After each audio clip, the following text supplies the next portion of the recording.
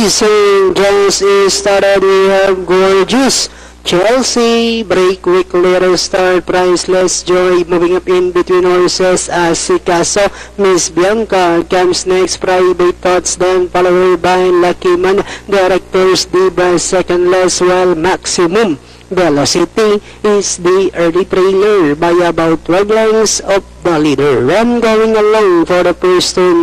We have Sikaso takes command. Miss Bianca is on the outside up line, little pressure, then 2 lengths back in third comes Priceless Joy. Gorgeous Chelsea is racing in fourth, and in fifth Lucky Man, 6 Private Thoughts, 7 Maximum Velocity, while Directors Diva now racing in last. Back to the leader, we have 2 runners padding around for the lead, running by the rail as Sikaso. Miss Bianca is sorry outside. Gorgeous Chelsea now trying to get closer in third, and in fourth comes Priceless Joy, Lucky Man, Private Thoughts, Maximum Velocity, while Directors Diva is still racing in last 400 meters of the race as Sikaso, Miss Bianca, Gorgeous Chelsea now moving upon the outside, and Diana entering the home stretch as Sikaso by a length and a half.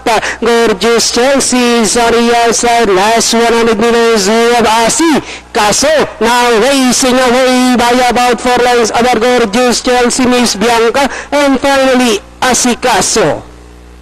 Miss Bianca, Gorgeous Chelsea, Private Thoughts, then comes Maximum Velocity, Directors Diva, Priceless Joy, Lucky Man.